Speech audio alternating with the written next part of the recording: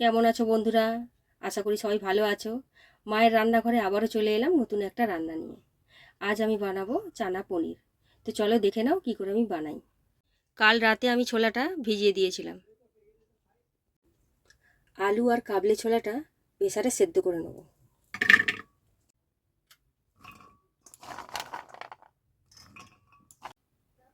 এবার দিয়ে দেবো জল।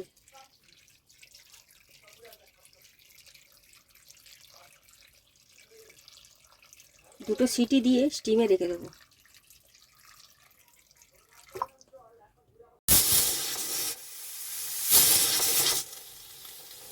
ওদিকে কাবলি ছোলা আর আলুটা সেদ্ধ হতে থাক, ততক্ষণে এদিকে মশলাটা করে নেব। জিরে আর আদা মিক্সারে বেটে নেব। তোমরা চাইলে শিলেও বেটে নিতে পারো। কড়াই দিয়ে দেবো সরষের তেল।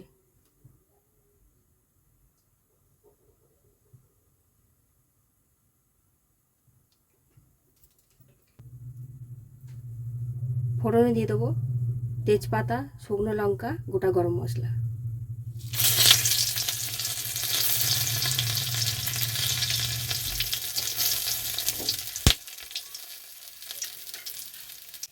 দিয়ে দেবো টমেটো কুচি।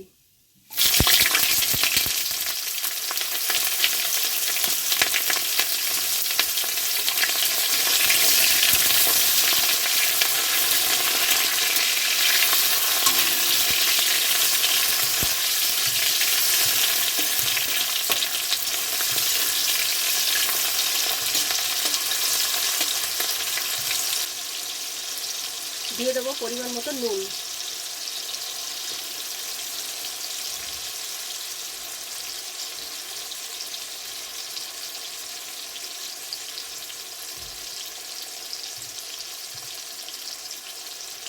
দিয়ে দেবো হলুদ গুঁড়ো।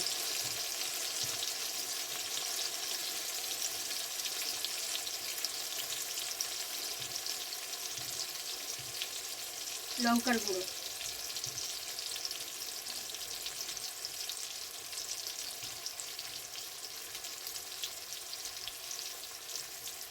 সামান্য পরিমাণ চিনি।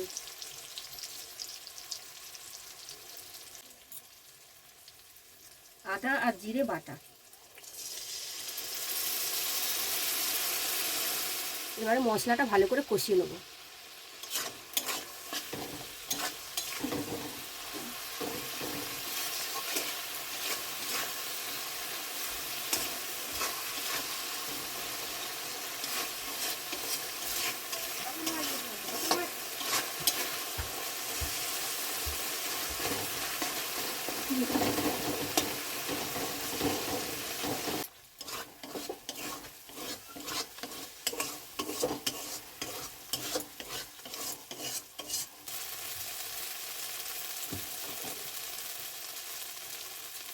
মশলাটা আমাদের কষানো হয়ে গেছে।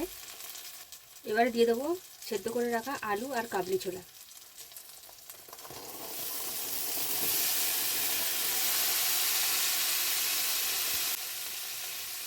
আর দিয়ে দেবো সামান্য পরিমাণে জল।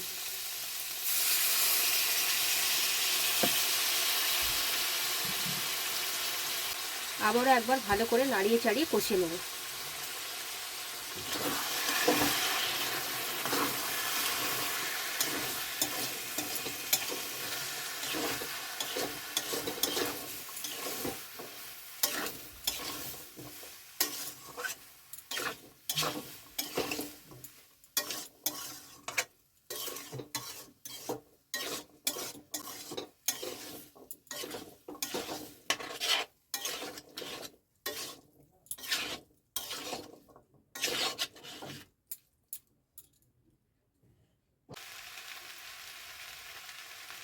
দিয়ে দেবো পরিমাণ মতন জল।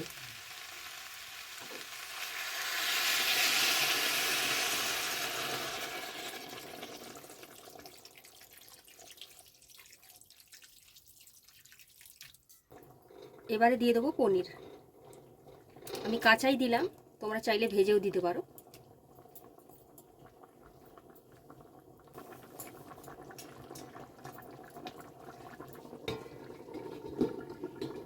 এটা চাপা দিয়ে মিনিট 5 ভাপিয়ে নেব ধিমি আছে।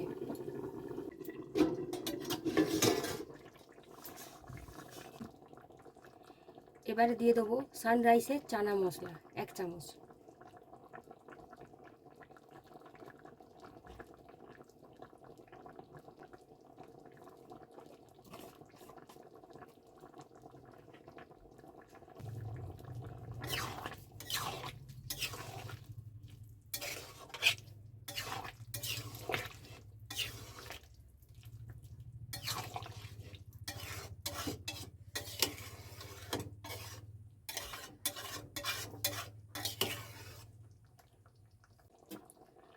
দিয়ে দেবো 1/2 চামচ বেসন।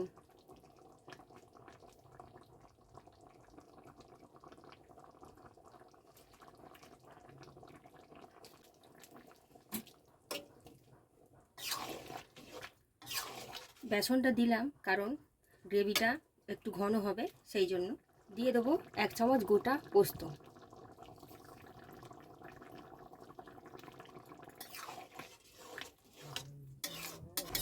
চানা পনির আমাদের রেডি হয়ে গেছে, এবারে নামিয়ে নেব।